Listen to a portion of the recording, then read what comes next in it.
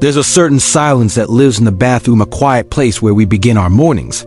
Wash away our worries, and for many of our beloved elders, where danger hides in plain sight, not with loud crashes, but in the soft slip of a foot, damp floor, or a hand that reached for a wall but found nothing to hold on to.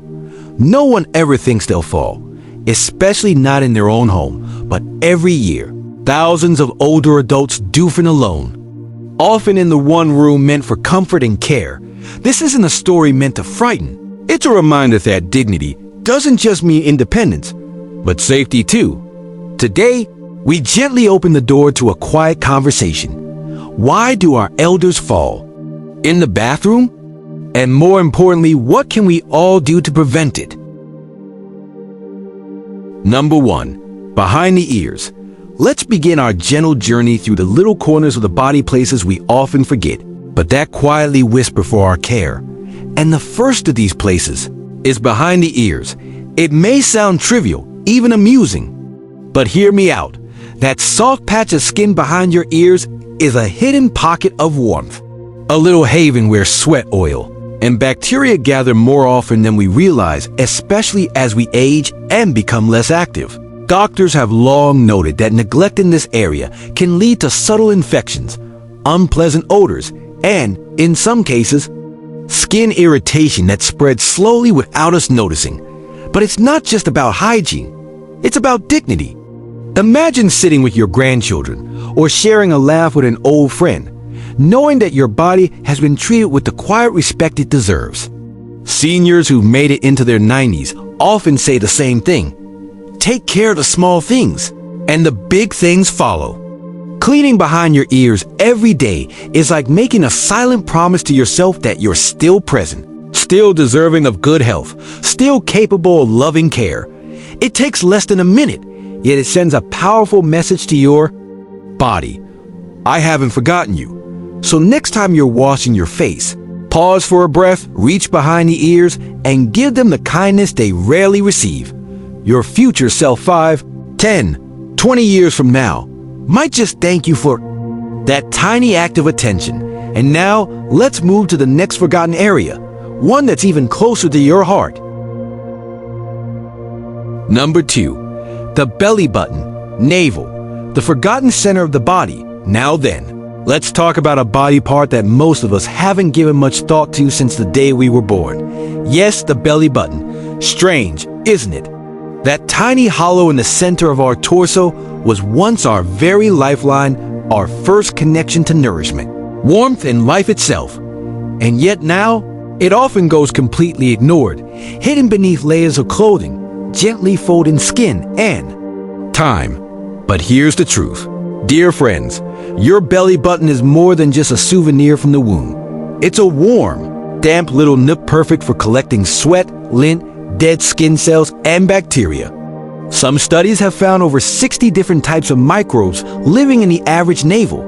It's like a tiny ecosystem, and if left unchecked, that ecosystem can turn into a bit of a jungle. For elderly individuals especially, a neglected belly button can become a breeding ground for fungal infections or odor.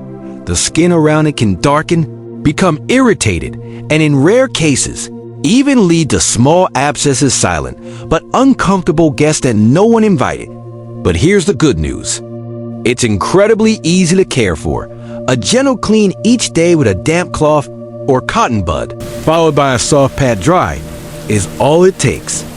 No harsh scrubbing, no chemicals, just a moment of mindfulness. Think of it as honoring the center of your body, a quiet ritual, a way of saying, thank you, body, for carrying me this far. One sweet lady once told me, I clean my navel like I'm polishing a pearl, it deserves it. And she was right. It's the little gestures like these that carry great meaning. They remind us that growing older doesn't mean we stop taking care. It means we know better what's worth caring for. Now then, shall we move to the third part? It's one that supports us every day but rarely gets our full attention.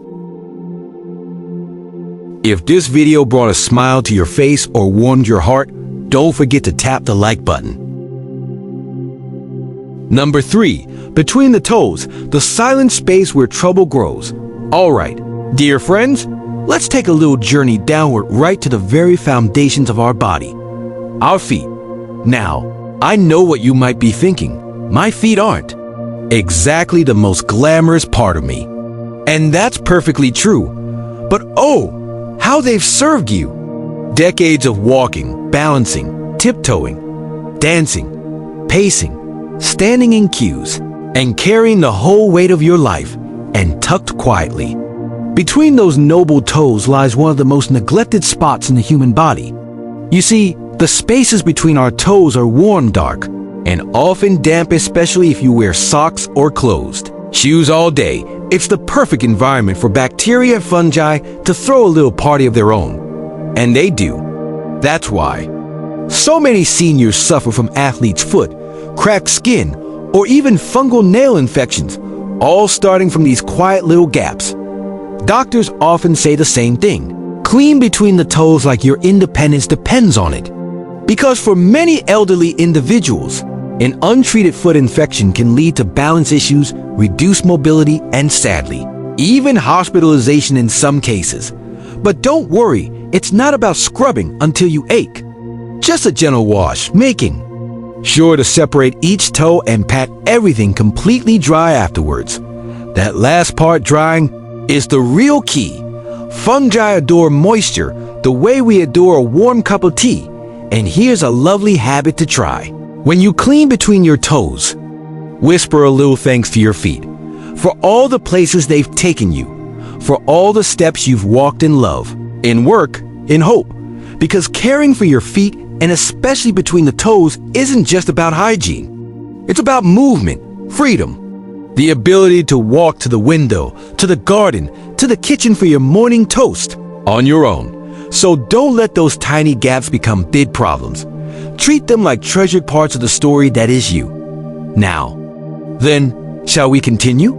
The next part hides in the folds of the body and often goes unnoticed, even by the most careful among us.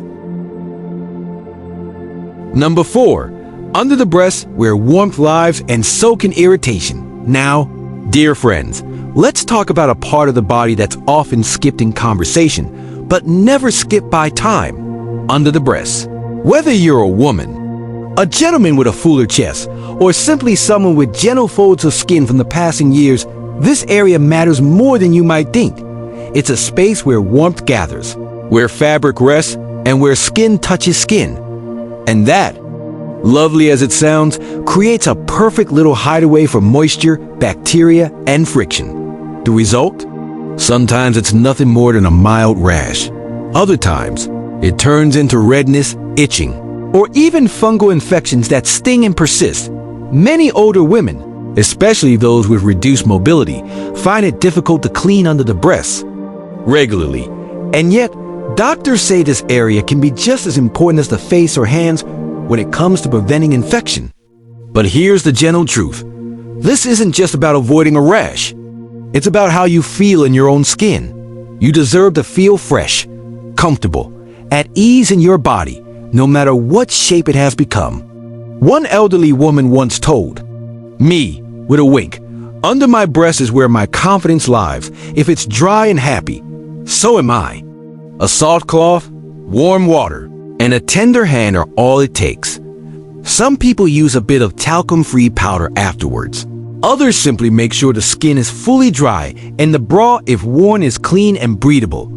And if you're helping a loved one with their hygiene, take special care to treat this space with dignity. It's a private place, but one that deserves attention, not embarrassment. So here's to honoring the quiet folds of the body. They may not be seen by the world, but they're felt deeply by the one who lives in them. And you, my friend, deserve to feel cherished, from the top of your head to right beneath your heart. Shall we move on? The next one may surprise you. It's a spot most people think they're already cleaning, but often miss the most important step. Number 5. The scalp. More than just hair, the skin we forget. And now, let's travel upwards to the crown of the body, where thoughts are born and memories rest. Yes, let's talk about the scalp. At first glance, many of us assume that washing. Our hair means cleaning our scalp. We lather up, rinse off, and feel refreshed.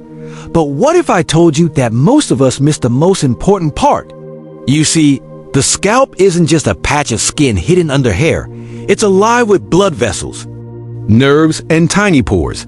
As we grow older, circulation to the scalp often slows down. The skin becomes drier, more sensitive, and for many, flakier.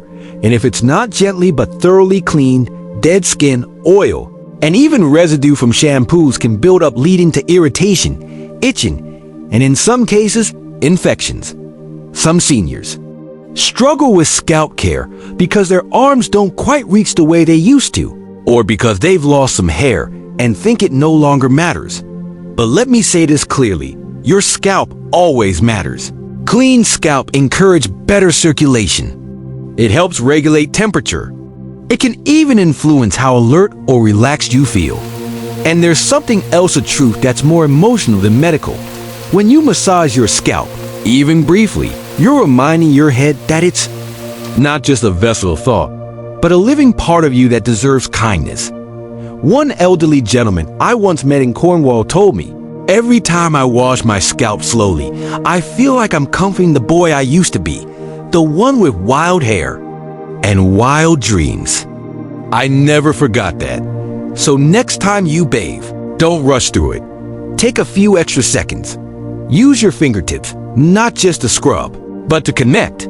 Feel the contours of your own head, as if you're remembering an old friend. Rinse well and dry gently, especially if hair has thinned with time. The scalp, dear one, carries the weight of your years. It's weathered sun and snow, joy and grief. Let's not forget it. And now for our final stop, we go to one of the most sensitive and private areas, but one that carries enormous importance, especially in later life. Number 6, the groin area, where dignity begins and must be gently protected. And now, dear friends, we arrive at the most intimate part of this journey, the groin area, the private region between our thighs, where the body carries out some of its most delicate work. It's a space many are shy to talk about, even in old age.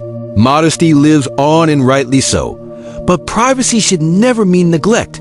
In fact, caring for this area is one of the kindest acts of self-respect we can offer ourselves. You see, as we age, the skin in the groin becomes thinner, more fragile, and more vulnerable to irritation. For many, issues such as incontinence, sweating, or reduced mobility can make it harder to keep this area clean and dry. And yet, it is precisely this vulnerability that makes daily hygiene here so vital. Doctors often remind us, the groin is where problems quietly begin: rashes, fungal infections, even bed sores, especially if moisture is left to linger, or if synthetic undergarments trap heat. And let's not forget, for those who sit for long periods, friction in this area is almost constant. But the good news is just a gentle wash each day can prevent so much. No scrubbing, no harsh soaps, just warm water, a soft cloth, and slow, thoughtful care. And afterwards, a complete drying. Yes, complete, because moisture here is the root of so many troubles. And for our beloved elders who need assistance, let this be said clearly. Helping someone clean this area is not just an act of hygiene. It's an act of honor, a sacred duty. It must be done with tenderness, patience, and without an ounce of shame. I once heard a nurse say, "The groin is where dignity lives quietly, waiting to be protected." And she was right. When this part of the body is clean and comfortable, a person feels more confident, more at peace, even if no one else knows it. So, whether you do it yourself or someone helps you, let it be a moment of care, not discomfort. A ritual of kindness, not awkwardness. Because this isn't just about living longer. It's about living with grace, with comfort, with dignity. And there you have it, 6 parts of the body that deserve your attention, your care, and above all, your love. They've carried you through a lifetime.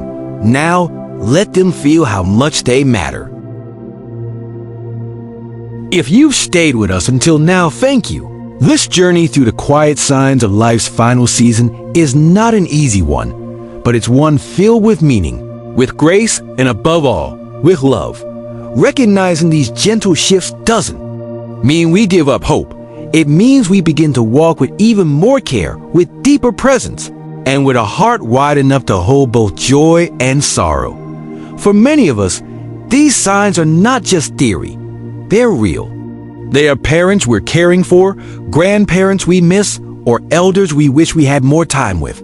And in those moments of uncertainty, perhaps the most powerful thing we can do is simply be there, truly be there, and let our love speak where words cannot.